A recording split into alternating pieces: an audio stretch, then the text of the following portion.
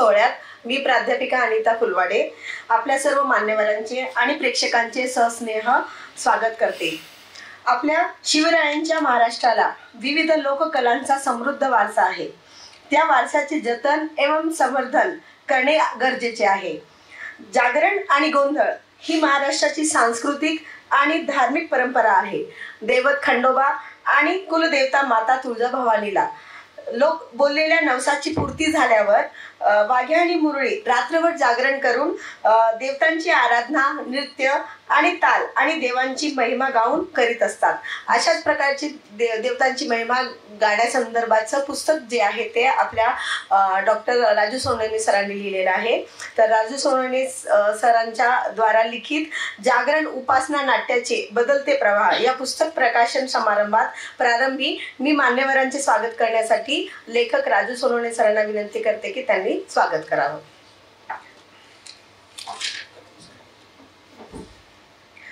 सर्वप्रथम आपल्या एमजीएम विद्यापीठाचे माननीय कुलपती माननीय श्री अंकुशराव कदम सरांचे स्वागत राजू सोनवणे सरांनी करावे असे मी त्यांना विनंती करते।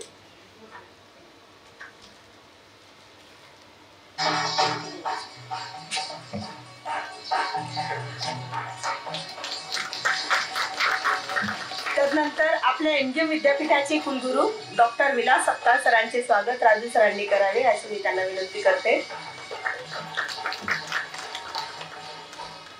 यानंतर आपल्या एमजीएम विद्यापीठाचे तरुण कुलसचिव डॉक्टर आशिष गाडेकर सरांचे स्वागत राजू सरांनी करावे अशी मी त्यांना विनंती करते। आपल्या आंतरविद्या शाखेचे अधिष्ठाता डॉक्टर जॉन चेल्लादुराई सरांचे स्वागत राजू सरांनी रोप देऊन करावे अशी मी त्यांना विनंती करते। सामाजिक विज्ञान शाखेच्या अधिष्ठाता डॉक्टर आपल्या सर्वांच्या प्रिय डॉक्टर रेखा शेळके मॅडम यांचे स्वागत देखील राजू सरांनी करावे अशी मी त्यांना विनंती करते। आजच्या पुस्तक प्रकाशनाचे भाष्यकार डॉक्टर हनी सोनकांबळे सरांचे स्वागत देखील राजू सरांनी करावे अशी मी त्यांना विनंती करते। सर्व मान्यवरांचे धन्यवाद। जसे की खंडोबाचे जागरण, उपासना पद्धती, उपासक, वाघ्या आणि मुरळी या संबंधीचे उल्लेख संत साहित्यामध्ये 13व्या शतकापासून आपल्याला दिसून येते। संत नामदेव, संत जनाबाई, संत तुकाराम, संत एकनाथ, संत शेख मोहम्मद, बाबा बसेश्वर, संत निरंजन रघुनाथ अशा अनेक संतांच्या साहित्यामध्ये आपल्याला याचा उल्लेख असलेला दिसून येतो। तर अशा संदर्भात आजच्या ह्या प्रकाशन सोहळ्या संदर्भात स्वागतानंतर मी राजू सोनवणे सरांना विनंती करते की त्यांनी ह्या कार्यक्रमाचं प्रास्ताविक करावं।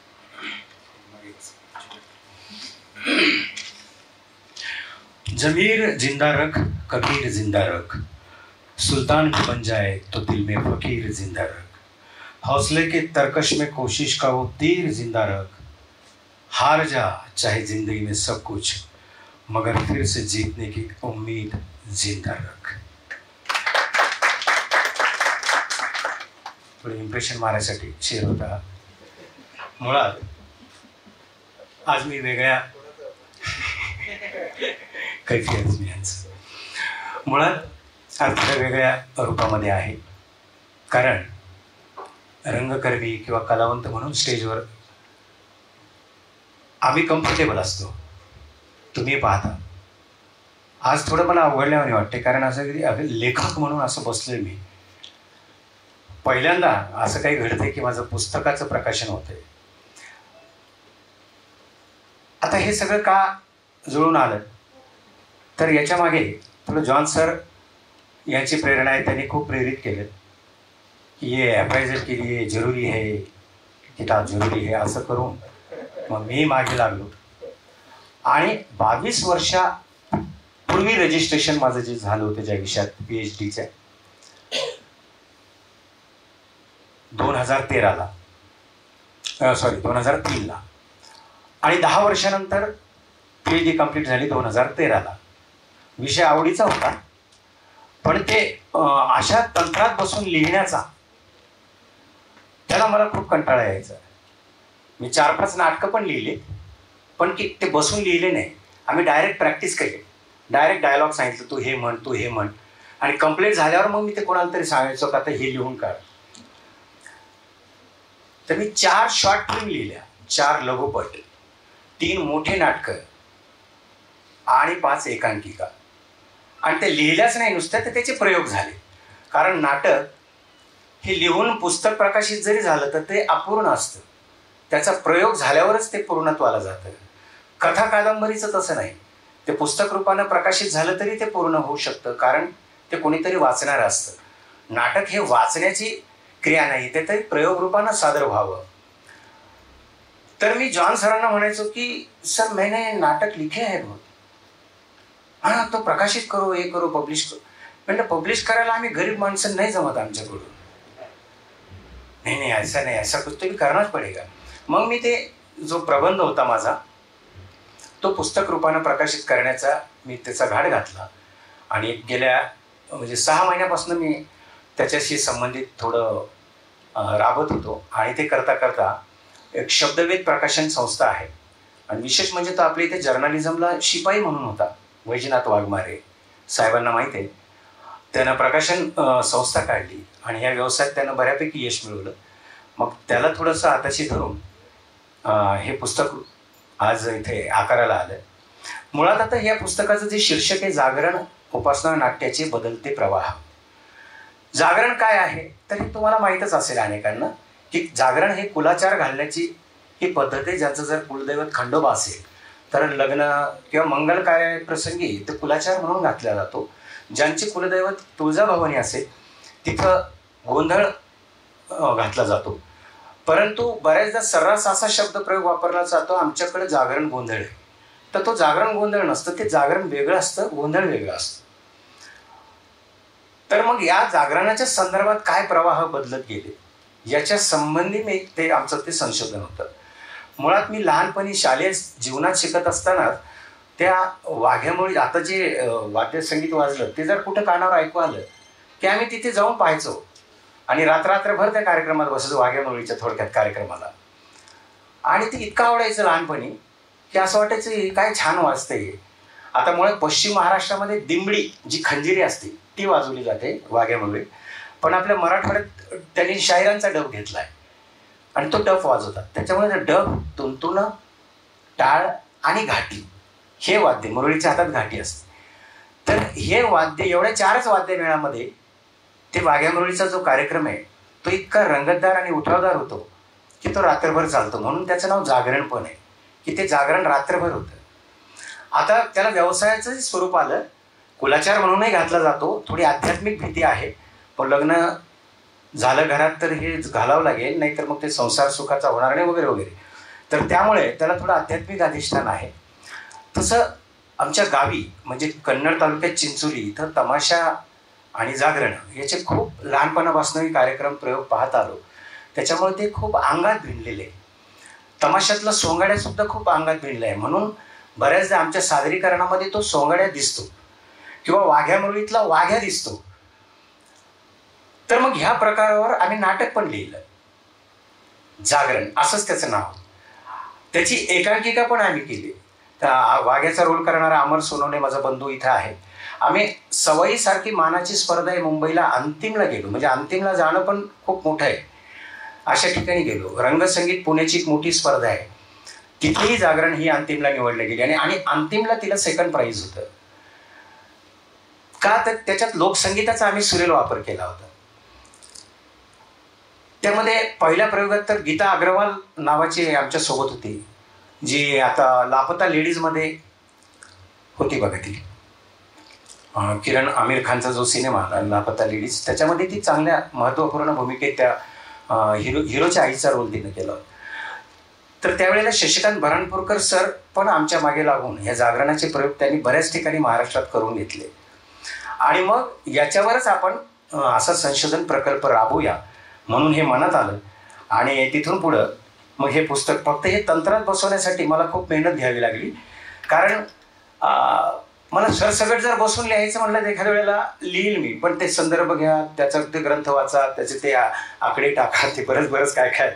आणि ते करण्यासाठी मात्र आम्हाला ऋषिकेश कांबळे सरांनी पण त्या वेळेला मदत केली. माझे गाईड डॉक्टर सतीश पावडे वर्ध्याचे, त्यांची मदत झाली.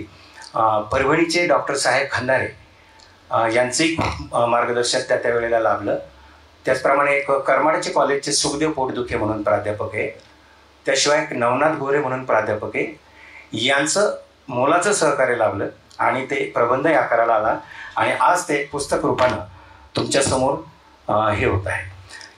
ह्या पुस्तकाचं प्रूफ रिडिंग पण मीच केलेलं आहे, याच्यातलं व्याकरण वगैरे. कारण कदम साहेबांनी 1 वर्ष लोकपत्रात मला प्रूफ रिडर म्हणून पण संधी दिली होती.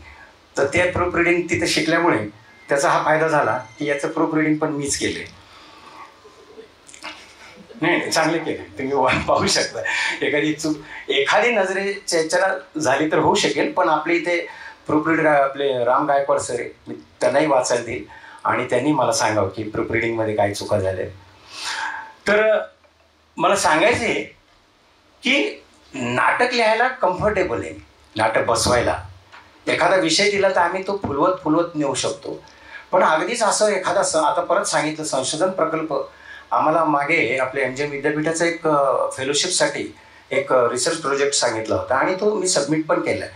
पण ते करायला मला 8 दिवस लागले आणि त्या संदर्भात ते हे करायला मला असं खूप त्रासदायक होतं. मला एखादं नाटक बसवायला मला त्रास नाही वाटत. मी ते अगदी तहान भूक आम्ही विसरून ते करू शकतो आणि नवीन विषय घेऊन नवीन आम्ही तिथं विषय मांडून ते नवीन म्हणजे नवीनच ते क्रिएशन असेल. फक्त ते लिहायचं मला बसून जिवार येतं. नाही तर मी खूप पुस्तकं लिहिली असते साहेब आणि तुम्हीच ते आपल्या कदम प्रिंटोक्रॅट तर्फे प्रकाशित केले असते असं. पण हे मी याच्यासाठी बाहेरून केलं की यानंतर तुम्ही हे म्हणावं की आता आपण MGM विद्यापीठाकडूनच आता तुझे पुस्तकं प्रकाशित करू पुढचे. तर माझी जी 3 मोठी नाटकं आहेत ते ह्या निमित्तानं माझी विनंती राहील आशिष सर, कुलगुरू सर आणि कदम साहेबांना की ते MGM विद्यापीठ पब्लिकेशन काहीतरी शेळके मॅडमनं मागच्या वर्षी सुरू केलं होतं, तर मी तिथे प्रस्ताव देईल. तर ते नाट्यसंहिता आहे मात्र, तर त्या नक्की हे कराव्यात. स्किट पण माझे 10 स्किट मी लिहिले आहेत. एक मोठा चित्रपट पण मी लिहिला आहे शिवसर, एक जण मागेच लागला होता. तर इथे अमर सोनवणे आहे. तर 1.5 तासाचा सिनेमा लिहून आणि तो दिग्दर्शित पण केलेला आहे. तो डबड्यात पडलेला आहे. तो निर्माता त्याच्यावर. तर असे 3 नाटकं, 5 एकांकिका आणि 4 शॉर्ट फिल्म. 4 शॉर्ट फिल्मचे तर आम्ही इथं त्याचं सादरीकरण पण केलेलं आहे यापूर्वी. तर असो, ह्या निमित्तानं शब्दवेद प्रकाशनचे वैजनाथ वाघमारे हे आज इथं आलेले नाही आहेत. अतिशय धडपडे असा हा तरुण आहे. त्याच्या सहकार्यानं हे आज पुस्तक रूपानं प्रकाशित होते आणि आपल्या सगळ्या मान्यवरांच्या उपस्थितीत आणि तुमचे हात या पुस्तकाला लागत आहे हे खरं तर भाग्य आहे.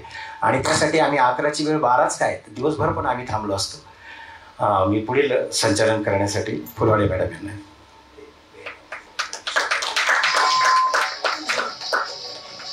धन्यवाद सर.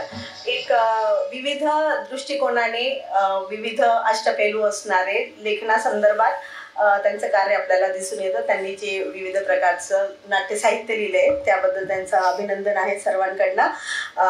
आज जसं की परवाची घटना सर्वांना माहितीच आहे, पेहलगाम इथे जो आतंकी हमला जो झाला त्या संदर्भात आपण 1-2 मिनिटासाठी मौन धरूया. सर्वांना विनंती आहे की सर्वांनी मौन धरण्यासाठी उभं राहावं.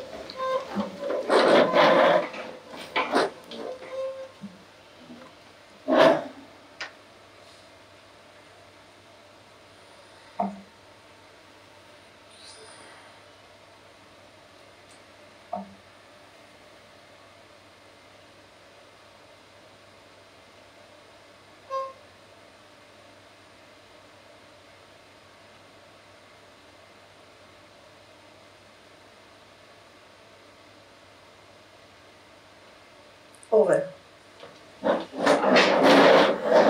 जसं की आपण बघतो की संत रामदासांच्या यात्रा वर्णनात देखील खंडोबाच्या मुरळ्या जागरण सादर करताना जणू कोकिळेसारखे गातात असे म्हटले आहे.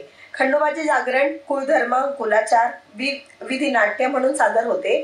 5 पावली, तळी भरणे, कुटुंबपूजन, घटस्थापना, लंगरतोड आणि ओझ भरणे उतरणे हे विविध जागरणामध्ये विधी ज्या आहेत त्या केल्या जातात. देवत खंडोबाचे जागरण घालण्याविषयीचे नवस 18 पगड जातीचे लोक जे आहेत ते करत असतात. तर त्या संदर्भात हे जे पुस्तक केलेलं आहे त्या पुस्तका प्रकाशनानंतर आपण मान्यवरांना मी अशी विनंती करते की ह्या पुस्तकाचं प्रकाशन सर्वांनी करावं.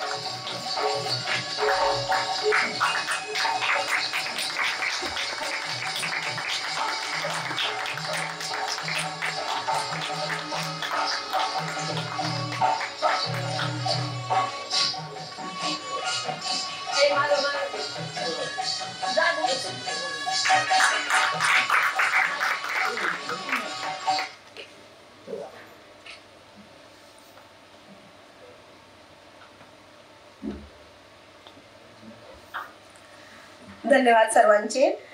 आज आपण बघतो की आजच्या लोकजीवनाच्या भौतिक बदलांसोबतच मूळ श्रद्धा, कथा आणि आविष्कारांवर विविध आवरणे जी आहेत ती चढत गेलेली आहे, परंतु मूळ आदिमत्ता ज्या आहेत त्या लोककलेमध्ये अजूनही जिवंत असलेल्या दिसून येतात.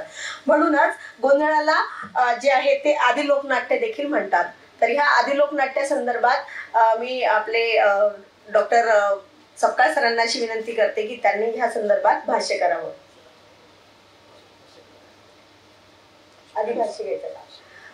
आपल्या ह्या राजू सोनवणे सरांच्या पुस्तक जागरण उपासना नाट्याचे बदलते प्रवाह या पुस्तकाबद्दल मी डॉक्टर हनी सोनकांबळे सरांना अशी विनंती करते की त्यांनी या पुस्तकाचं भाष्य करावं. भाष्य करण्यासाठी ऋषिकेश कांबळे येणार होते, पण ते अजून रस्त्यानंच आहे. तर मग पर्यायी व्यवस्था आणि कांबळेच नाव असलेलं, पण ह्या कांबळेमध्ये सोनं पण आहे, सोन कांबळे अशी पर्याय. आणि अतिशय चिंतनशील आणि वैचारिक पातळीचा अत्यंतच गाढा असा अभ्यास असलेले आपले हनी सोनकांबळे सर यांनी लगेच तातडीने आमच्या विनंतीच मान दिला आणि त्यांना म्हटलं की ते काय सर ते थोडक्यात चाला आणि थोडक्यात भाष्य करा. धन्यवाद.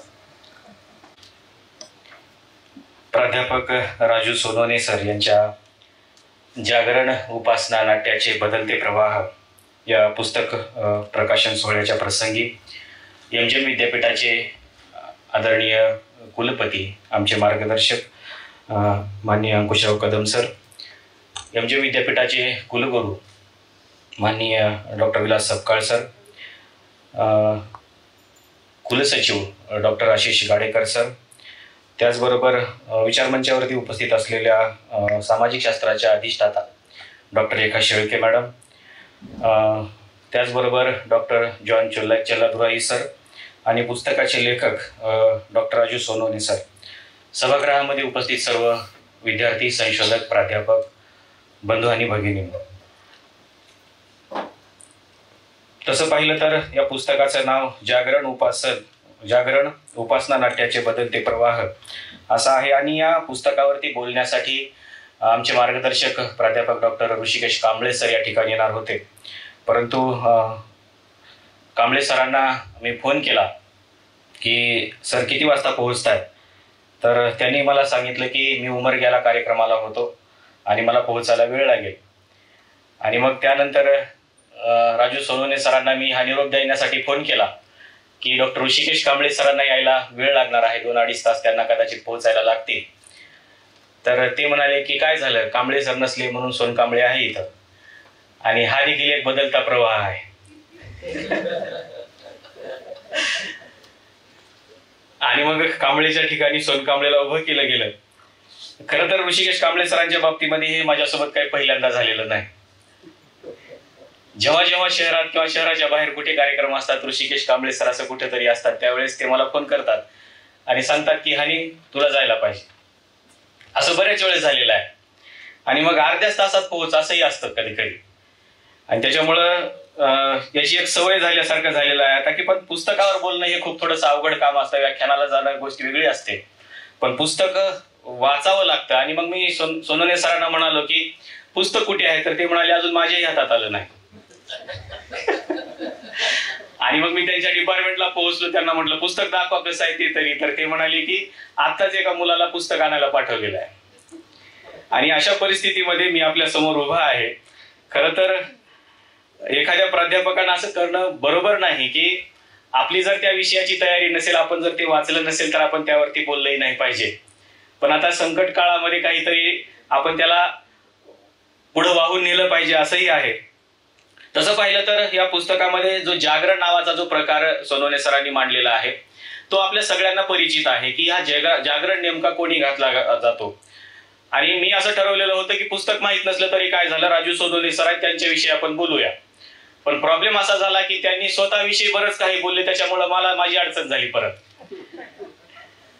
पण तरीही जागरण नावाचा जो हा प्रकार आहे, हा प्रकार आपण लहानपणापासून बघत आलेलो आहे की जागरण नेमकं काय आहे.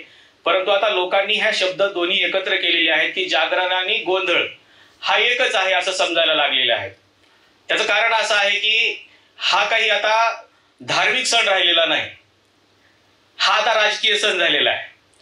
आणि त्याच्यामुळं राजकारणामध्ये देखील जागरण आणि गोंधळ नावाचा एक प्रकार आपल्याकडे आलेला आहे. आणि त्याच्यावरती देखील एक वेगळं भाष्य करणं देखील गरजेचं आहे. आणि त्याच्यावर देखील भविष्य काळामध्ये एखादं नाटक सोनवणे सर लिहितील अशी अपेक्षा देखील आहे. हा जो जागरण नावाचा प्रकार आहे, हा जागरण नावाचा प्रकार हा खंडोबाच्या उपासनेचा एक प्रकार आहे. आपल्या सगळ्यांना माहिती आहे की ज्यावेळेस एखाद्या दाम्पत्याला मूल होत नाही अशा वेळेस त्या घरातली स्त्री किंवा त्या घरातला पुरुष खंडोबाला नवस बोलतो आणि असं म्हणतो की जर मला मूल झालं तर मी तुला अर्पण करेन. आणि जर तो मुलगा झाला तर त्याला वाघ्या म्हणून सोडलं जातं, आणि जर मुलगी झाली तर त्याला मुरळी म्हणून सोडलं जातं. आणि मग हा जे काही वाघ्या मुरळीचा प्रकार आहे, या वाघ्या मुरळींनी हा जागरण जो प्रकार आहे हा करायचा असतो. पण अलीकडच्या काळामध्ये हा जो बदलता प्रवाह आहे याच्यामध्ये कोण जागरण करते आणि कोण गोंधळ घालते हे आपल्याला निश्चित समजत नाही. त्याच्यामुळे एखाद्या गोंधळाकडे जरी आपण गेलो आणि त्याला जर सांगितलं की आम्हाला एक जागरण घालणाऱ्यासाठी वाघ्या मुरळी पाहिजे, तर तो गोंधळी सरळ आपल्याला म्हणतो की मीच घालतो ना, काही प्रॉब्लेम नाही, मला पण येतो. त्याच्यामुळं हा जो बदलता ट्रेंड आहे, हा बदलता ट्रेंड राजू सोनवणे सरांनी या पुस्तकामध्ये मांडण्याचा प्रयत्न केलेला आहे. खरं तर त्यांचा हा संशोधनाचा विषय आहे, त्याच्यामुळे त्यांनी अतिशय सखोल अशा प्रकारची मांडणी याच्यामध्ये केली असावी. मी फक्त ओव्हरलुक केलेला आहे. पण शेवटच्या प्रकरणामध्ये त्यांनी जे काही बदलता प्रवाह सांगितलेला आहे तो खूप महत्वाचा आहे आणि तो आजच्या काळामध्ये आपण वाचणं गरजेचं आहे. तसं पाहिलं तर यावरती आतापर्यंत ज्या काही राजकीय घडामोडीमधून हा काही जागरण प्रकार पुढे आलेला आहे, याच्यावरती सध्या आता थोडीशी बंदी घालण्यात आलेली आहे की तुम्हाला मुरळी म्हणून आपल्या मुलीला सोडता येत नाही. आणि हा प्रकार जो आहे, हा प्रकार किंवा हा प्रवाह जो आहे, हा प्रवाह महात्मा फुलेंपासून पुढे येतो. महात्मा फुलेंनी 1883 मध्ये पहिल्यांदा दिनबंधू मधून एक लेख लिहिलेला होता आणि या लेखामध्ये त्यांनी ब्रिटिश गव्हर्नमेंटला अशी विनंती केलेली होती की हे जे काही मुरळी नावाचा प्रकार आहे, हा मुरळी नावाचा प्रकार स्त्रियांची अवहेलना करणारा प्रकार आहे आणि त्याच्यामुळे याच्यावरती बंदी आणली पाहिजे अशा प्रकारची विनंती तत्कालीन मुंबई प्रांताचे जे कमिशनर होते त्या कमिशनरला उद्देशून त्यांनी हा लेख लिहिलेला होता. पुढे महात्मा फुलेंनी त्या कमिशनरला अनेक पत्र देखील लिहिलेली आहेत की हा प्रकार बंद झाला पाहिजे. आणि मग त्या कमिशनरच्या माध्यमातून महात्मा फुलेंनी याच्यावरती थोडीफार बंदी आणण्याचा प्रयत्न तत्कालीन परिस्थितीमध्ये केलेला होता. इतकंच नाही तर वाघ्या आणि मुरळी यांना विवाह करण्याची जी काही पद्धत आहे, ही पद्धत तत्कालीन परिस्थितीमध्ये नव्हती. पण महात्मा फुलेंनी पहिल्यांदा याचा प्रयोग केला की वाघ्या आणि मुरळी यांचं देखील लग्न झालं पाहिजे, कारण त्यांना देखील नैसर्गिक भावना आहेत अशा प्रकारचं वक्तव्य दिनबंधू मधून महात्मा फुलेंनी केलं. आणि त्याच्यामुळे देवाच्या नावावर जरी त्यांना सोडलेलं असलं तरी त्यांचे जे काही नैसर्गिक भावना आहेत त्या भावना आपल्याला मारता येत नाहीत, ही भाषा वैज्ञानिक दृष्टिकोनातून केलेली आपल्याला पाहायला मिळते. आणि महात्मा फुले 1883 मध्ये पहिल्यांदा याच्यावरती बोलतात. त्यानंतर आपल्याला माहिती आहे की नंतर महर्षी विठ्ठल रामजी शिंदेनी देखील या मुरळीवरती बंदी आणण्याचा प्रयत्न केलेला आहे. त्यांनी अनेक परिषदा देखील महाराष्ट्रामध्ये घेतलेल्या आहेत. आणि ही जी काही प्रकार आहे, हा जो काही प्रकार आहे, हा प्रकार फक्त धर्मसत्ता किंवा राजसत्ता या दोन्ही सत्ता मिळून संपवणार नाहीत, हे महर्षी विठ्ठल रामजी शिंदेनी पहिल्यांदा याच्यावरती भाष्य केलं. तुम्ही जर धर्माला विनंती केली की ही वाईट प्रथा आहे म्हणून जर तुम्ही धर्माला बोलत असाल तर धर्म ते ऐकणार नाही. आणि तुम्ही जर राजसत्तेला हे सांगत असाल तर राजसत्ता धर्मामध्ये हस्तक्षेप करणार नाही. कारण 1857ला जो काही राणीचा जाहीरनामा आपल्याकडे आलेला होता, त्या राणीच्या जाहीरनाम्यामध्ये राणीनं असं आश्वासन दिलेलं होतं की इथून पुढे भारतीयांच्या कुठल्याही धार्मिक भावनेमध्ये आम्ही हस्तक्षेप करणार नाही. आणि त्याच्यामुळे महर्षी विठ्ठल रामजी शिंदेना हे पक्क माहिती होतं की ब्रिटिश गव्हर्नमेंट याच्यामध्ये हस्तक्षेप करणार नाही आणि याच्यावरती बंदी देखील आणणार नाही. आणि त्याच्यामुळे त्यांनी धर्मसत्ता आणि राजसत्ता यांना बाजूला ठेवून महर्षी विठ्ठल रामजी शिंदेनी थोडंसं समाज सत्तेकडे जाण्याचा प्रयत्न केला आणि समाजामध्ये जाऊन त्यांनी काही परिषदा घेतल्या आणि ही जी प्रथा आहे ही प्रथा कशा पद्धतीनं वाईट आहे हे सांगण्याचा त्यांनी प्रयत्न केला. पण त्यानंतर आपल्याला माहिती आहे की राजर्षी शाहू महाराजांनी देखील यावरती बरंचसं काम केलेलं आहे. महात्मा फुलेच्या नंतर महर्षी विठ्ठल रामजी शिंदे, महर्षी विठ्ठल रामजी शिंदेच्या नंतर राजर्षी शाहू महाराजांनी याच्यावरती काम केलं. कारण 1920 मध्ये ज्यावेळेस माणगावची परिषद झालेली होती त्या माणगावच्या परिषदेमध्ये अशा प्रकारचे काही लोक तिथं उपस्थित होते ज्यांच्यामध्ये या प्रथा आढळून येतात. आणि या माणगावच्या परिषदेमध्ये डॉक्टर बाबासाहेब आंबेडकरांच्या समोर बोलत असताना राजर्षी शाहू महाराजांनी पहिल्यांदा याचा उल्लेख केला की हा जो मुरळी नावाचा प्रकार आहे हा प्रकार खालच्या समाजामध्ये जास्त आहे, त्याच्यामुळं याच्यावरती बंधन आणणं खूप गरजेचं आहे. आणि याच अनुषंगाने राजर्षी शाहू महाराजांनी 1920 मध्ये वाघ्या मुरळी प्रतिबंध कायदा पहिल्यांदा पास केला त्यांच्या कोल्हापूर संस्थानामध्ये. त्याच्यामुळं हे जी काही प्रथा आहे या प्रथेवरती या महापुरुषांनी देखील आतापर्यंत काम केलेलं आहे. खरं तर ही जी प्रथा आहे ही प्रथा खरी तर प्रतिष्ठेची प्रथा होती. एखाद्या वाघ्या मुरळी आपल्या घरी येणं म्हणजे प्रतिष्ठेचं मानलं जात होतं आणि लोक त्याची पूजा देखील करत होते कारण तो देवाचा एक भाग आहे. आणि मग खंडोबाची पूजा करत असताना एखाद्या वाघ्या मुरळीची देखील पूजा केली पाहिजे या भावनेमधून लोक त्याची पूजाही करत होते, त्यांच्या पायाही पडत होते आणि समाजामध्ये त्यांना एक आदर्श स्थान देखील होतं की त्यांनी आपलं सर्वस्व देवाला अर्पण केलेलं आहे. पण त्याच्यानंतर याच्यामध्ये जे काही बदलता प्रवाह आला त्या प्रवाहाने या प्रवाहाला सगळं बदलून टाकलं. म्हणजे तत्कालीन परिस्थितीमध्ये ज्या काही वेश्या होत्या त्या वेश्यांनी देखील स्वतःहून कुठलाही विधी न करता याच्यामध्ये प्रवेश केला आणि त्या देखील मुरळ्या झाल्या आणि त्या एक प्रतिष्ठेचा व्यवसाय म्हणून याच्याकडे बघितलं जाऊ लागलं. आणि आपल्याला माहिती आहे की कुठल्याही क्षेत्राचं ज्यावेळेस व्यावसायीकरण होतं त्यावेळेस त्याच्यामध्ये काय प्रॉब्लेम्स निर्माण होतात. या प्रथेमध्ये देखील तशाच प्रकारचा जो काही गोंधळ झालेला आहे किंवा जे काही प्रवाह बदलता आलेला आहे त्याची मांडणी मला वाटतं राजू सोनवणे सरांनी याच्यामध्ये केलेली असावी. कारण मला शेवटच्या चॅप्टरमध्ये याच्यातला काही थोडासा भाग जो आहे तो ओव्हरलुक करता आलेला आहे. त्याच्या पुढे जाऊन ज्यावेळेस राजर्षी शाहू महाराज माणगाव परिषदेमध्ये हे भाषण करून बाहेर पडतात त्यानंतर डॉक्टर बाबासाहेब आंबेडकर देखील याच्यावरती बरंचसं काम करतात.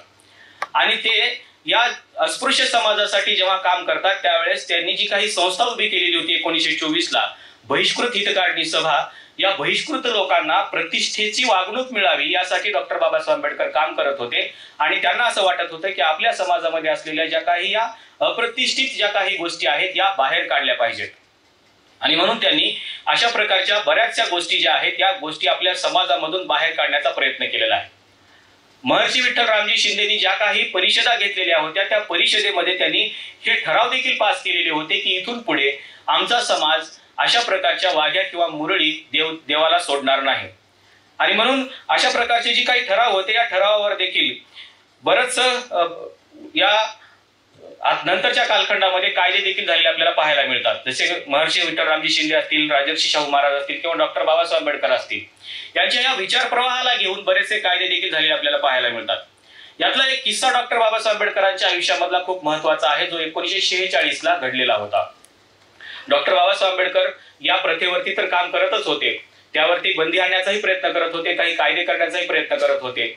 परंतु 1946 ला ज्यावेळेस डॉक्टर बाबासाहेब आंबेडकरांनी जी मुंबईच्या कामाठीपुरामध्ये जो काही प्रसंग घडलेला होता तो खूप महत्वाचा आहे. डॉक्टर बाबासाहेब आंबेडकरांनी ज्या परिषदेवर मध्ये भाष्य केलेलं होतं की आपल्या लोकांनी अशा प्रकारच्या वाघ्या आणि मुरळ्या अशा प्रथामध्ये गुंतून पडू नये तर प्रतिष्ठेचं जीवन जगलं पाहिजे. हे ज्यावेळेस बाबासाहेब आंबेडकर त्या भाषणामध्ये सांगत होते त्यावेळेस तिथे एक वेश्या असलेली किंवा एक मुरळी असलेली जी एक बाई होती ती तिथे उपस्थित होती. आणि ती बाई डॉक्टर बाबासाहेब आंबेडकरांच्या या भाषणावरती खूप प्रभावित झाली. त्या बाईचं नाव होतं गौराबाई. या गौराबाईंनी डॉक्टर बाबासाहेब आंबेडकरांचं हे भाषण ऐकलं आणि त्यांनी BS वराळे म्हणजे आपल्याकडे जे मागे जज येऊन गेले त्यांचे वडील त्यांना एक विनंती केली की मला डॉक्टर बाबासाहेब आंबेडकरांना भेटायचं आहे. BS वराळेंना प्रश्न पडला की ही वेश्याबाई आहे ही का भेटायचं म्हणत असेल. खरं तर ती खूप वयाच्या उतरत्या वयामध्ये होती, म्हातारी होती आणि त्या वयामध्ये ती डॉक्टर बाबासाहेब आंबेडकरांना भेटण्याचा विचार करत होती. आणि त्यांनी वराळे साहेबांना सांगितलं की मला फक्त एकदा त्यांची भेट घालून दे, मला त्यांना काहीतरी बोलायचंय. डॉक्टर बाबासाहेब आंबेडकर या प्रथेवरती काम करत असल्यामुळे बाबासाहेबांनी सांगितलं की ठीक आहे, आपण तिची भेट घेऊया. आणि बाबासाहेब कामाठीपुऱ्यामध्ये पोहोचले. ती त्यावेळेस असे बेडवर पडलेली होती आणि बेडवर पडलेली असताना तिला सांगण्यात आलं की बाबासाहेब बाहेर आलेले आहेत आणि ती बाई उठून बसली. त्या बाईला बाबासाहेब आंबेडकर भेटायला गेल्यानंतर त्या गौराबाईंनी तिने काही वेश्या व्यवसाय करून जमवलेली जी काही संपत्ती होती ती संपत्ती डॉक्टर बाबासाहेब आंबेडकरांच्या हातामध्ये ठेवली. त्या कालखंडामध्ये 1946ला त्या गौराबाईकडे असलेले 10,000 रुपये कॅश आणि 15,000 रुपयाचं सोनं तिने डॉक्टर बाबासाहेब आंबेडकरांना या प्रथेच्या विरोधामध्ये काम करायला अर्पण केलेले होते. खरं तर हे चळवळीसाठी खूप मोठं योगदान होतं तत्कालीन परिस्थितीमध्ये आणि डॉक्टर बाबासाहेब आंबेडकरांनी ते पैसे स्वीकारले, कारण हे चळवळीसाठी असलेले पैसे होते. खरं तर बाबासाहेब आंबेडकरांनी असं आपल्याला वाटू शकतं की त्यांनी हा पैसा स्वीकारायला नाही पाहिजे होता, पण बाबासाहेब आंबेडकरांनी हे स्वीकारले कारण तिला नंतर कोणी वारसी नव्हता आणि तिने हे चळवळीला दिलेलं अमाऊंट होतं आणि म्हणून त्यांनी ते स्वीकारलं. ही बाब ऐकून ज्यावेळेस पठ्ठे बापूराव यांनी देखील डॉक्टर बाबासाहेब आंबेडकरांना या चळवळीला मदत करण्याचं काम केलं, त्यांनी असं सांगितलं की मला देखील मदत करायची आहे. त्यावेळेस डॉक्टर बाबासाहेब आंबेडकरांनी सांगितलं की अगोदर तू हे बाया नाचवायचं बंद कर, म्हणजे मी तुझी मदत घेईन. म्हणजे एक चारित्र्य संपन्नता किंवा ज्याला शील असं आपण म्हणतो ती गोष्ट देखील डॉक्टर बाबासाहेब आंबेडकरांच्या याच्यामधून दिसायला लागते. याच्या पुढे जाऊन आपल्याला असं दिसतं की ही जी काही प्रथा आहे ही प्रथा प्रामुख्याने कर्नाटक भागामध्ये आणि महाराष्ट्रातल्या काही भागामध्ये आहे. तर या भागामध्ये आपल्याला ही पाहायला मिळते, परंतु कर्नाटक भागामध्ये हिला जी काही प्रतिष्ठा आहे ती प्रतिष्ठा आपल्या भागामध्ये असलेली पाहायला मिळत नाही. आता अलीकडच्या काळामध्ये जे काही प्रवाह याच्यामध्ये बदललेले आहेत त्या प्रवाहाचा जर आपण विचार केला तर याच्यामध्ये अनेक लोक याच्यामध्ये घुसखोरी करून आलेले आपल्याला पाहायला मिळतात. त्याच्यामुळं हा जो काही चांगला प्रकार आहे जागरणाचा याला बदनाम केलं देखील जाते असं देखील म्हटलं जाते. आणि त्या विषयावरती अतिशय सखोल असं संशोधन करण्याचं काम मला वाटतं डॉक्टर राजू सोनवणे सरांनी या माध्यमातून केलेलं आहे. आणि त्यांचे जे काही मार्गदर्शक आहेत ज्यांचा त्यांनी उल्लेख केला त्यांनी देखील त्यांना बरंचसं सहकार्य केलेलं आहे. सतीश पावडे सर, खरं तर मार्गदर्शकाची भूमिका या थोडंसं मी विरोधामध्ये असतो नेहमी, कारण मी माझ्या पीएचडीच्या विद्यार्थ्यांना देखील सांगत असतो की जगात असा कोणाचा मार्गदर्शक वगैरे नसतो आणि म्हणूनच आपल्या संस्थेनं आपलं जे ब्रीदवाक्य आहे ते अप्पोदीप ठेवलेलं आहे की स्वयंप्रकाशित व्हा. आणि मला वाटतं की राजू सोनवणे सरांनी मार्गदर्शकाचं जरी नाव घेतलं असलं तरी स्वयंप्रेरणेतून केलेलं हे बरंचसं काम आहे आणि त्याच्यामुळे त्यांचं अभिनंदन देखील केलं पाहिजे. या प्रथेच्या अनुषंगाने खरं तर जे काही अज्ञान आहे हे समाजामधलं अज्ञान दूर करण्याचं काम या पुस्तकाच्या माध्यमातून भविष्यामध्ये नक्की होईल अशी मला आशा आहे. हे पुस्तक शब्दवेध प्रकाशनाने आमचे जे मित्र आहेत वाघमारे, वैजनाथ वाघमारे, त्यांनी हे पुस्तक प्रकाशित केलेलं आहे. पुस्तक अतिशय चांगल्या पद्धतीनं याची बांधणी वगैरे झालेली आहे आणि जवळपास हे पुस्तक 343 पानांचं भलं मोठं पुस्तक या ठिकाणी झालेलं आहे.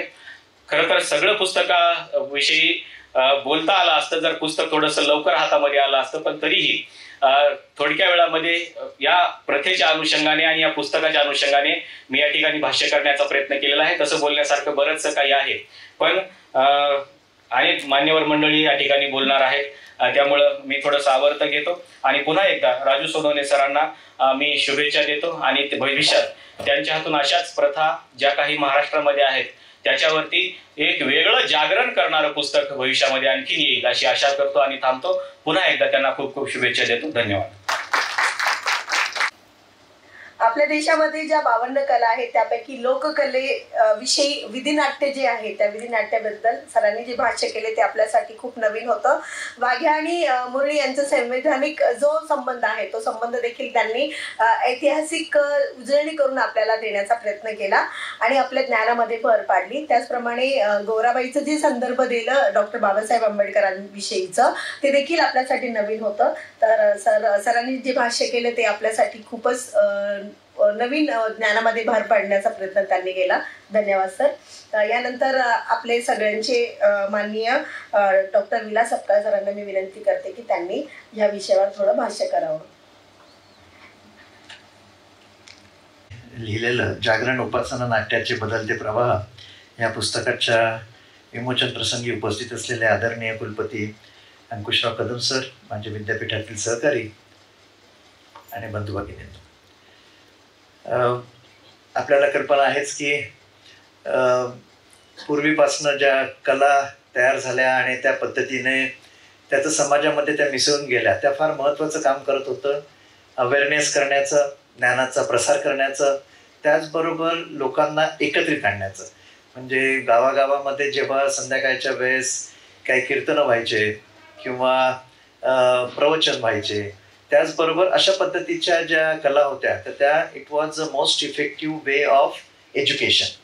तर आज आपण बघितलं की मोठ्या मोठ्या इन्स्टिट्यूशनमध्ये सुद्धा क्लासरूम टीचिंगपेक्षा जे काही टीचिंग मेथडॉलॉजी असतात, पेडागॉगी असतात, त्याच्यामध्ये ह्या अशा याला एखाद्याच आपल्याला ग्रुप डिस्कशन म्हणता येईल, थीमॅटिक डिस्कशन म्हणता येईल, की ते खरोखर एखादा विषय घेऊन मांडणी करण्याचं. आज आपल्याला कल्पना आहे की नृत्यकला म्हणून ते मल्टीडिसिप्लिनरी एज्युकेशन याला म्हणता येईल, की ते त्याच्यामध्ये एखाद्या एज्युकेशनमध्ये जर आपल्याला काही प्रभावी पद्धतीने मांडणी करायची असेल तर ही पद्धत आपल्याला कल्पना आहे की कलेच्या माध्यमातून फार मोठ्या प्रमाणात स्टोरी टेलिंगच्या माध्यमातून असते.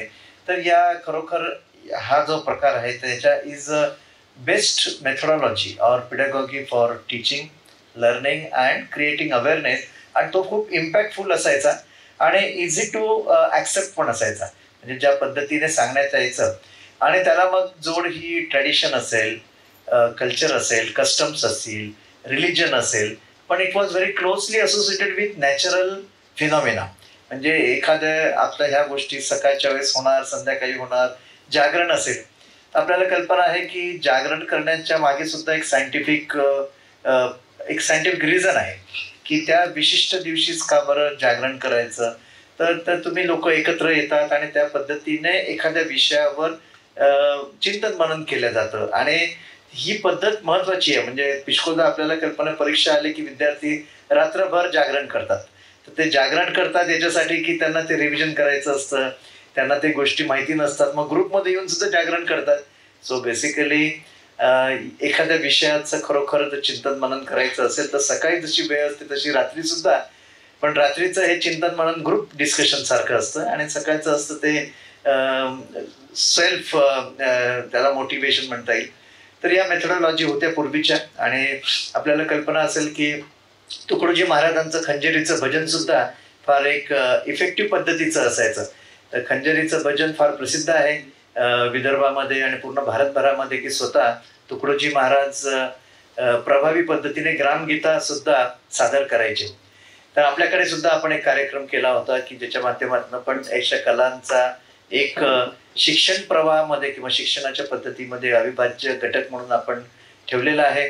आपल्याकडे अलग अलग विषयावर पण कला सादर केल्या जाते एक एक महिन्याच्या पद्धतीने. मग ते बुद्धांवर असेल, जैन धर्मावर असेल, शिवाजी महाराजांवर असेल, तर आपल्या इथे कार्यक्रम होतच असतात की खरोखर या सर्व विचार प्रवाहाचा योग्य पद्धतीने मांडणी करण्याचा हा एक प्रभाव आहे.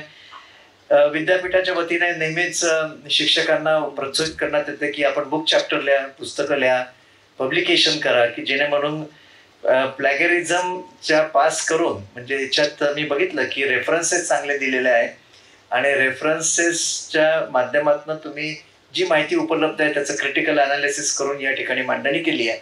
आणि पुस्तकं हे पहिलं जरी पुस्तक असेल तरी हे जसं वाचन हे कंटिन्यूस असलं पाहिजे, लिखाण पण कंटिन्यूस असलं पाहिजे. तुमचं पुढचं पुस्तक सुद्धा लवकरच येऊ अशी शुभेच्छा व्यक्त करतो. आणि विषय निर्माण करायचे, रिसर्च निर्माण करायचे आणि त्याचं अस्तित्वात असलेल्या ज्ञानामध्ये मग याच्या डिजिटल फॉर्ममध्ये पण करता येईल तुम्हाला आणि पब्लिकेशनचं. आपलं पुनश्च अभिनंदन आणि विद्यापीठाच्या वतीने मी आपलं अभिनंदन करतो. थांबतो. धन्यवाद. धन्यवाद सर.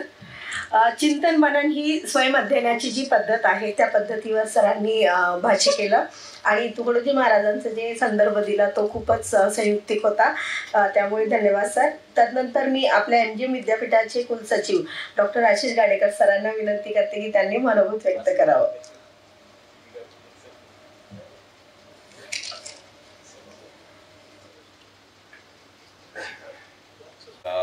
पण जागरण, उपासना, नाट्याचे बदलते प्रवाह हे पुस्तक लिहिल्याबद्दल राजू सवणे यांचं यांना खूप खूप शुभेच्छा.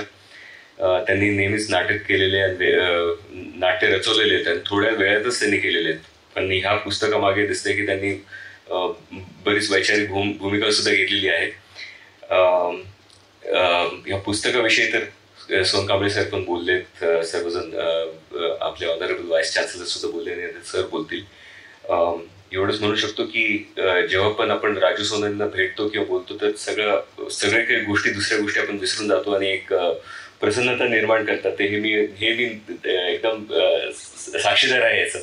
जेव्हा पण बोलतो, जेव्हा पण कोणत्याही मूडमध्ये असो, पण ते बदलतात. आणि त्याचप्रमाणे हे बुक सुद्धा त्यांनी जशी लिहिलेली आहे, तर जसं आपण आजकाल OTT प्लॅटफॉर्मवर बघतो, काय आपल्याला एखादी मूवी पिक्चर बघायचं असतं किंवा कुठली सिरीज बघायची असते, आपण त्याला लिस्टमध्ये टाकतो, ॲड टू द लिस्ट. तसेच माझ्याकडे आता खूप मोठं संकलन झालेलं आहे अशा पुस्तकांचं, जे मी ॲड टू द लिस्ट केलेली आहे. पण मी ह्या पुस्तकाला ॲड टू द लिस्टमध्ये वरती आणेल आणि नक्कीच वाचण्याचा प्रयत्न करेन. पुन्हा एकदा तुमचे खूप खूप धन्यवाद. आणि असेच पुस्तकं तुम्ही लिहित राहाल आणि आम्हाला सुद्धा वाचायला मिळतील हीच अपेक्षा करतो. थँक्यू, धन्यवाद सर तुमच्या प्रोत्साहनाबद्दल. यानंतर मी जॉन चेनादुरे सरांना विनंती करते की त्यांनी ह्या पुस्तक मंच मित्र नमस्कार. राजू सोनवणे साहब जागरण उपासना नाट्याचे बदलाते प्रवाह ये किताब लिखे हैं. In the ever-changing universe, the only thing that is changeless is only thing that is constant is change. तो उसको हम रिकॉर्ड करना ज़रूरत है. महाराष्ट्र पर्टिकुलरली पब्लिक अवेयरनेस को क्रिएट करने के लिए स्पिरिचुअल पाथ को इतना बढ़िया ढंग से लिए और लिटरेचर और नाट्य मंच को इतना बढ़िया ढंग से लिए हैं. वो पूरा देश का एक पायनियरिंग काम किए हैं, एक आदर्श खड़ा करके दिए हैं. उसको सही ढंग से रिकॉर्ड करना हमारे छात्र का नया पीढ़ियाँ के लिए बहुत आवश्यकता था. आपने बहुत ही बढ़िया ढंग से आपने करके रखे हैं. उसके लिए आपको हम we all congratulate you and thank you wholeheartedly. We know Dr. Raju Sonone is a multi-talented personality. When he comes to the stage, he really occupies the stage completely with his comprehensive talent, very holistic talent. We expect him to bring all his talents into print so that the new generation will learn from him. नाट्य क्षेत्र हो या film क्षेत्र हो, lead role करने के लिए as a director और as a producer you need to be multi talented. It is most complex. 25-30 विभाग रहता है, वो सभी में वो आपको मास्टरी होना चाहिए, तभी आप उसको आगे ले जा सकते हैं. You are a leader in the holistic sense and your learned understanding, your experience should be brought into a book form so that our department, our university and this sector will be richer. We encourage you and you have brought it at the right time. As we are into evaluating ourselves, we should put it into a document form, what we have achieved, and you have done it at the right time. We encourage you to bring such books more often, more in number, and particularly in research form as well. We expect that it will happen soon. Looking forward. Thank you very much. विद्यार्थी जे आहेत ते शिक्षकांचं अनुकरण करत असतात. तर राजू सरांकडनं प्रेरित होऊन त्यांचे विद्यार्थी देखील अशाच प्रकारचे पुस्तकं लिहितील अशी मी अपेक्षा करते. आणि ह्यापुढे आपल्या सर्वांच्या लाडक्या व्यक्तिमत्व असलेल्या डॉक्टर रेखा शेळके मॅडम यांना मी अशी विनंती करते की त्यांनी ह्या पुस्तकावर भाष्य करावं. त्यावर उपस्थित असलेले आदरणीय Kadam sir, Sapkal sir, John sir, Ashish sir आणि उपस्थित सर्व प्राध्यापक आणि विद्यार्थी मित्रमैत्रिणींनो, खरं म्हणजे लोककला हा प्रकार आम्ही जेव्हा जर्नलिझमला शिकत होतो तेव्हा लोककला नावाचा एक आम्हाला एक सब्जेक्ट होता पूर्ण. आणि त्याच्यामध्ये ज्या म्हणजे ग्रामीण भागातून आपण सगळेच ग्रामीण भागातले असाल तर ग्रामीण भागामध्ये म्हणजे कृषी संस्कृतीला जोडलेली ही लोककला मग त्याच्यामध्ये तमाशा, भारूड, त्यानंतर जे आता ज्याच्यावर जे पुस्तक आहे की म्हणजे वाघ्या, मुरळी, त्याच्यानंतर जागरण गोंधळ, त्याच्यानंतर तो एक अजून कुडमुड्या जोशी असा एक जण माणूस यायचा आणि तो पहाटे असं एक कंदील घेऊन यायचा. आम्हाला खूप भीती वाटायची लहानपणी की हा माणूस काय भविष्य सांगणार. मग तो वर झाडावर कुठेतरी जाऊन बसायचा. म्हणजे असे वेगवेगळे कला प्रकार ग्रामीण भागामध्ये होते की जेव्हा काढणी असायची तर तेव्हा शेतातलं जे काही ज्वारी आहे ती काढायला खूप जड जायची. तर त्यावेळेस एक भलेरी गीत म्हटलं जायचं आणि ते इतकं लय हा सगळ्या म्हणजे मला असं वाटतं की लोककलेमध्ये जे कुठली लोकगीतं आहेत तर त्याचं लय हा एक त्यातला म्हणजे एक मला वाटतं की खूप महत्वाचा एक पॉइंट आहे की म्हणजे कुठली जात्यावरची गाणी असतील किंवा कुठलं भलेरी गीत असेल किंवा पोवाडा असेल, कुठलं पण तुम्ही लोकगीत घ्या, त्याची जी लय आहे त्याच्यावरती गाणी आधारलेली आहेत की त्याला जे काही तुमच्याकडे संगीत जे वाद्य आहेत घरामध्ये तर म्हणजे आता बाई माणूसच्या निमित्ताने अनेक आदिवासी भागांमध्ये म्हणजे आपण जे काशीफळ भोपळा आहे त्याच्यापासून तयार केलेलं वाद्य म्हणजे अशा वेगवेगळ्या जे काही आपल्या आजूबाजूला आहे याच्यातून ती वाद्य तयार झालेली जे काही आपली कृषी संस्कृती आहे किंवा लोकांचं जे वागणं आहे, लोकांचं जे काही बोलणं आहे, या बोलीभाषेतून तयार झालेली सगळी गाणी, साहित्य हा खरं तर आपला खूप मोठा एक वारसा आहे. आणि तो वारसा म्हणजे काय म्हणता येईल की माध्यमांचं स्वरूप बदललं. पहिलं कीर्तन म्हटलं तर लोक सगळे कीर्तन ऐकायला म्हणजे गावाची गावं एका ठिकाणी जमा व्हायची, कीर्तनकार आणि त्याला साथ देणारी लोक, आणि हे कीर्तनाची मग 8 दिवस त्याच्यावर चर्चा चालायची कीर्तनामध्ये काय सांगितलंय. तर असे अनेक वेगवेगळे कला प्रकार होते. पण काय म्हणता येईल की माध्यमांची जी काही एक विकास म्हणता येईल की होत आला. म्हणजे रेडिओ आला, मग दूरदर्शन आलं, मग प्रत्येकाच्या घरामध्ये टेलिव्हिजन आलं, आता तर तुमच्या हातामध्ये मोबाईल आला. त्यामुळे तुम्हाला कुठलंच काही हे राहिलेलं नाही. आता OTT प्लॅटफॉर्म आला की तुम्हाला थिएटरमध्ये पण जायची गरज नाही. म्हणजे हे सगळे माध्यमं बदलत गेली. त्यामुळे मला वाटतं की कुठेतरी हा लोककलेचा जो प्रकार आहे तो आपण थोडा आपल्या मागे पडू लागलाय. पण या निमित्ताने म्हणजे राजू सोनवणे हे एक लोककलेचे खूप चांगले कलाकार आहेत आणि वारंवार त्यांना म्हणजे आठवण करून देतात, म्हणजे कदम सर पण आणि आपण सगळे पण, की ही जी कला आहे ती नव्या रूपाने या विद्यापीठामध्ये पुन्हा रुजू शकते, पुन्हा येऊ शकते. तर यासाठी पण त्यांना मी शुभेच्छा देते आणि माझे 2 शब्द संपवते. धन्यवाद. ग्रामीण भागातील ज्या विविध कला आहेत त्या विविध कलांची आठवण मॅडमला या प्रकाशन सोहळ्यानिमित्त झाली. त्याचा जो उजाळा केला त्याबद्दल धन्यवाद मॅडम. यानंतर मी आपल्या सर्वांचे आदरणीय श्री अंकुशराव कदम सरांना अशी विनंती करते की त्यांनी प्रकाशन सोहळ्यानिमित्त अध्यक्ष समारोप करावा.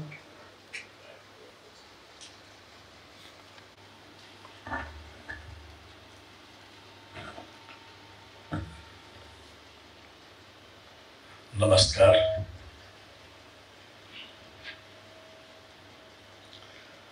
आज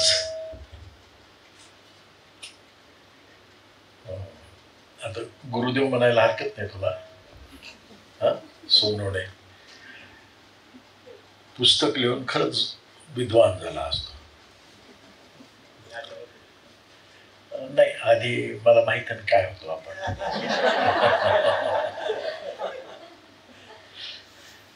आधी तो मला वाटतंय 20-25 वर्षापूर्वी आला होतास का तो माझ्याकडे.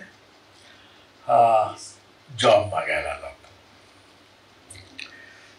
पाहिलं तो यंग माणूस, तयार, चांगला, पर्सनॅलिटी चांगली आहे आणि त्याचा आवाज बराच रुबाबदार आहे.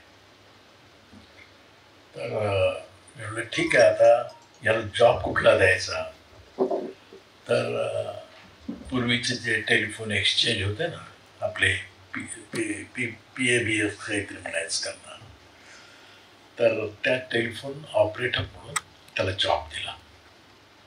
त्या जॉबचं त्यानं खरंच सोनं केलं. तो कोणाच्या आवाजात बोलत होता.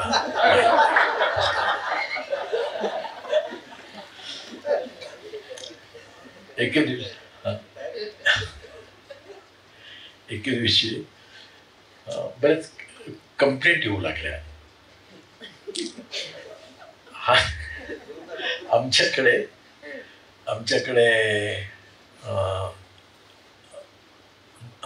पद्मश्री बापू आपेगावकर संगीताचे पंडित होते, शंकर बापू आपेगावकर. तर त्यांचा एक खर्चातला आवाज होता छान, आणि लोक त्यांना खूप मान मरातब द्यायचे आणि त्याचा शब्द खाली पडून नाही द्यायचे. तर हा त्यांच्याच आवाजात बोलायचा सगळ्यांना, अंदमदाटी करायचा. बापू बोलतोय. तर तिथून मग त्याचं जे कला प्रकाराचा प्रांत सुरू झाला तिथे. मग तो नकला करणे, किंवा नकला फार चांगला करतो तो. म्हणजे त्याचा तो स्टेजवर आला की आज काय कुणाची उडवील काही सांगता येत नाही ते. पण आता बराच सभ्य झालाय. मला वाटतं त्याने धास्ती घेतली आहे प्रमोशनची. आता त्या धास्तीनं हे पुस्तक बाहेर आलेलं आहे. आता बघा, तुम्हाला काय पाहिजे? डिग्री पाहिजे, डिग्री आहे. पुस्तक लिहिलंय, पुस्तक आहे. पेपर आता लिहून टाकतो. तर हा तसा फार गुणवंत आहे, नट म्हणून चांगला आहे, आणि बऱ्याच चांगल्या गोष्टी आहेत त्याच्याजवळ. मध्ये रागारागाने सोडूनही गेला होता आम्हाला, पुन्हा परत आला. त्याच्यानंतर नशीब काढायला म्हणून इथून मुंबईला गेला. नशीब दुसऱ्या लोकांचं चांगलं निघालं, याच काही बिचाऱ्याचं जमलं नाही. परत आला. मग परत आल्यानंतर पुन्हा कुठं घ्यायचं आता ते. तर त्याला आम्ही जेव्हा आला त्याला सांभाळलेलं आहे. आणि असं करून नाट्यशास्त्र एक विभाग आपल्या विद्यापीठातही तयार झाला. आता त्याचं तो पाहतोय सगळं, भलं बुरं सगळंच काही. तसं मेहनती आहे, सगळे काही आहे. पण एखाद्या गोष्टीच्या मागे लागला की तो पिछा सोडित नाही, हेही पण आहे त्याचं वैशिष्ट्य. आता सध्या माझ्या मागे लागलाय तो.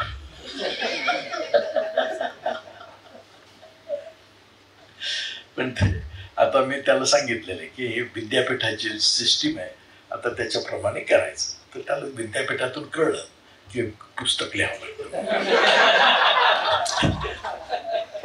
ते जॉन सरनं सांगितलं त्याला कि कुछ पेपर लिखो, कुछ किताब लिखो, कुछ ऐसा कैसा प्रमोशन होता है. आता त्याला लिहून टाकलं. अभी वो आपके पीछे लगेगा जॉन सर. तर हा विनोदाचा भाग सोडून द्या, पण गुणी मुलगा आहे, अत्यंत त्याच्या विषयात चांगला आहे. आणि फक्त काही लोकांचं भाग्य जे म्हणतात ना, आता असे बरेच आमच्याकडे आहेत. आमचा शिवसुद्धा तसाच आहे. म्हणजे त्या सिनेसृष्टीत वावरून जेव्हा कळलं की नको आता हे आपल्या घराकडेच जाऊ, तर तशी शिव आहेत. आमची ही आपली योगिता आहे, हे चांगले कलाकार आहेत बरं का. शिव तर मला वाटतंय नटही चांगला आहे, लिखाणही चांगलं आहे, त्याची भाषा सुद्धा चांगली आहे, म्हणजे इंग्रजी भाषा किंवा कुठली भाषा. आणि हे सगळे गुण मुंबईच्या लोकांना का दिसत नाही कळत नाही. म्हणजे काहीतरी गडबड आहे त्यांचीच. तरी पण आता यांचे विद्यार्थी इथून मुंबईला जातील, हॉलिवूड बॉलिवूडला जातील. आता वाट पाहतोय आम्ही तुमची. तर सोनवणे आता इथं थांबायचं नाही. इथं थांबायचं नाही, हा सिनेमा करायचा म्हणलं. ओके, तर तुम्हाला तुमच्या पुढच्या आयुष्यात खूप काही शुभचिंतन करून तुमचं मी आता थांबतो इथं. नमस्कार.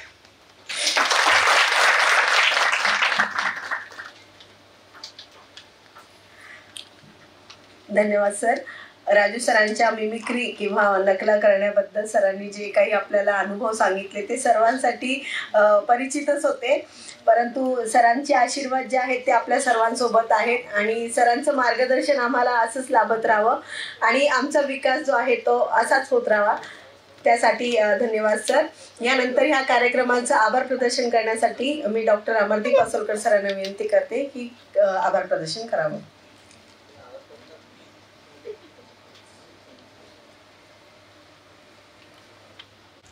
आजपर्यंत राजू सोनूने दिग्दर्शित, राजू सोनूने निर्मित असे शब्द बोलत होतो. आज पहिल्यांदा राजू सोनूने लिखित हा शब्द बोलण्याचा योग आला. आज जागरण उपासना नाट्याचे बदलते स्वरूप या पुस्तक प्रकाशन या सभागृहामध्ये नुकतंच झालं. या कार्यक्रमाप्रसंगी या कार्यक्रमाला उपस्थित न राहिलेले परंतु आमच्या विद्यापीठाला मान देऊन, राजू सोनूंच्या विनंतीला मान देऊन येण्याचं कबूल केलेले प्रख्यात साहित्यिक ऋषिकेश कांबळे सर यांचं सर्वप्रथम मी आभार व्यक्त करतो. त्याचप्रमाणे सर्वांचा प्रेरणास्रोत असलेले MGM संस्थेचे सचिव तथा MGM विद्यापीठाचे कुलपती आदरणीय अंकुशरावजी कदम सर यांच्या ऋणात राहू इच्छितो. त्याचप्रमाणे MGM विद्यापीठाचे मार्गदर्शक, दिशादर्शक आदरणीय कुलगुरू डॉक्टर विलास सपकाळ सर यांची या प्रसंगी आभार व्यक्त करतो. सर्वांना नेहमी प्रोत्साहित करणारे MGM विद्यापीठाचे तरुण तडफदार कुलसचिव डॉक्टर आशिष गाडेकर सर यांची या ठिकाणी ऋण व्यक्त करतो. सामाजिक शास्त्रे व मानवी विद्या विभागाच्या अधिष्ठाता डॉक्टर रेखा शेळके मॅडम यांची या ठिकाणी ऋण व्यक्त करतोय. त्याचप्रमाणे आंतरविद्या शाखेचे अधिष्ठाता डॉक्टर जॉन चेल्लादुरई ज्यांनी राजू सोनवणे सरांना या ठिकाणी प्रेरणा दिली त्यांचे ऋण व्यक्त करतो. याचबरोबर या पुस्तक प्रकाशनाचे प्रकाशक, शब्दवेध प्रकाशनाचे प्रकाशक वैजनाथ वाघमारे यांचे ऋण व्यक्त करतो. ऐनवेळी या पुस्तकावर भाष्य करण्यासाठी तयार झालेले डॉक्टर हनी सोनगांबळे सर यांचेही ऋण व्यक्त करतो. या पुस्तक प्रकाशन प्रसंगी उपस्थित राहिलेले विविध विभागाचे प्रमुख मान्यवर, त्याचप्रमाणे शिक्षकेतर कर्मचारी, सर्व प्राध्यापक यांचे आणि सर्व विद्यार्थी मित्र यांचे या ठिकाणी आभार व्यक्त करतो आणि या ठिकाणी प्रकाशन सोहळ्याचा कार्यक्रम संपन्न झाला असं जाहीर करतो. धन्यवाद.